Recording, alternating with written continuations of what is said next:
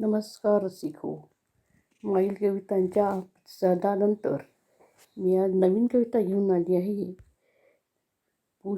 रेगे यांची तिधा राधा. पु. रेगे यांची बहुचर्चित अशी तिधा राधा कविता आहे. प्रथम पु. रेगे यांच्याबद्दल थोडेसे. पु. रेगे यांचा जन्म रत्नागिरीतील मिठबाव या गावचा त्यांचे शिक्षण लंडन व इटली येथे झाले. त्यांच्या आयुष्याचा कालखंड 1910 ते 1978 असा होता. ते पाश्चात्य काव्याच्या काही लकवी मराठीत आणण्याचा प्रयत्न करीत होते. इटालियन कवीच्या प्रेमकवितांनी व त्यातून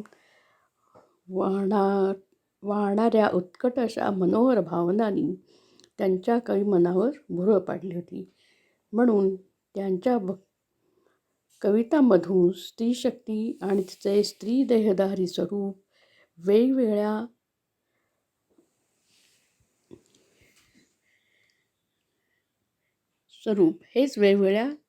स्वप्नील कवितांमध्ये प्रकट होताना दिसते. त्यांच्या काव्यात संस्कृतपटू शब्दांची मधुर पखरण असते.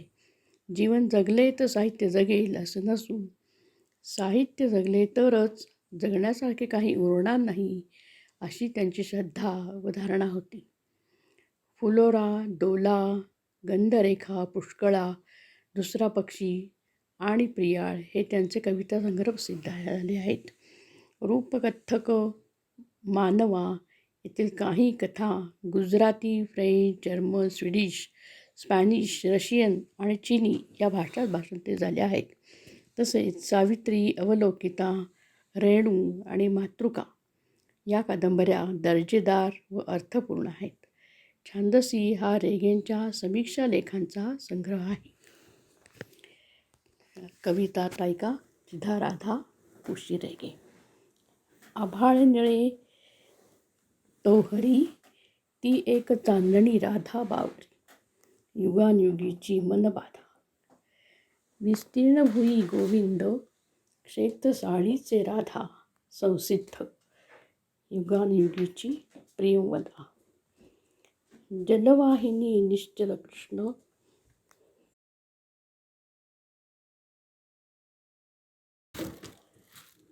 वन झुकले काठी विप्रश्न, युगानयुगीची तंद्रा राधा. या कवितेत त्यांनी राधेची 3 रूपे सांगितलेली आहेत.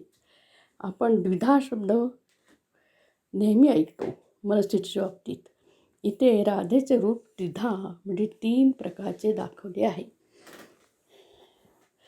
अल्पाक्षर प्रियता हे रेगे यांच्या लेखनाचे वैशिष्ट्य आहे. इथे 3 कडव्यामध्ये त्यांनी 3 रूपे साकार केली आहेत. शिवाय प्रत्येक ओळीत 8 ते 10 अक्षरं. पहिल्या कडव्यात कवीने कृष्णाला निळ्या आकाशाची तर राधेला एका चांदणीची उपमा दिली आहे. हीच मनबाधा आहे. राधेचं मन कृष्णाच्या मनामध्ये सामावले आहे. तिच्या मनाला कृष्ण प्रेमाची बाधा झाली आहे.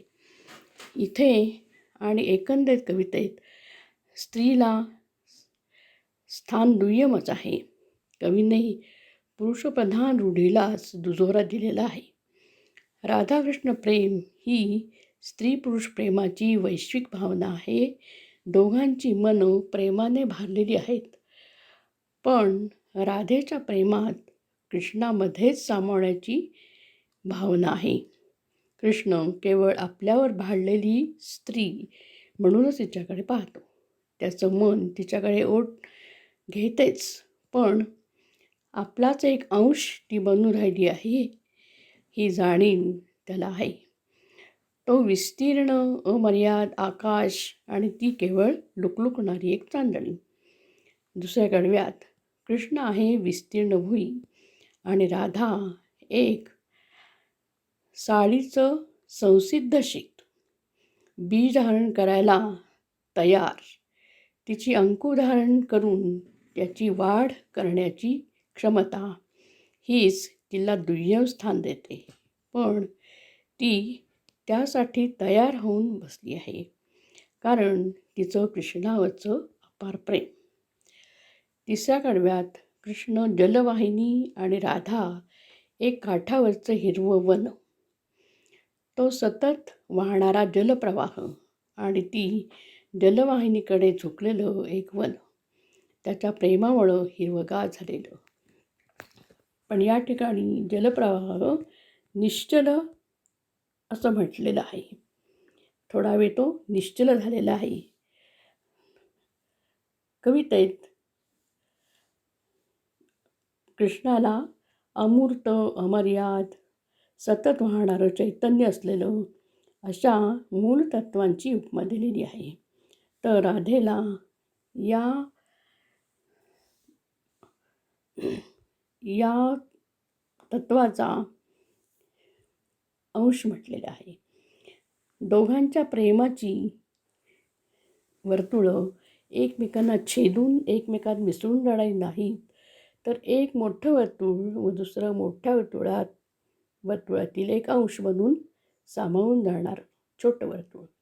हीच राधाकृष्णाच्या प्रेमाची कहाणी युगानुयुगे आहे. सर्वांना भावणारी, आवडणारी आहे. कृष्ण राधेला राधा गोविंद अशी नावं वापरली आहेत, पण केवळ नाव म्हणून. कविता थोडी गहन विचार करायला लावणारी आहे, तरी आपल्याला ती आकर्षित करते. भेटूया पुढील नवीन कवितेसह.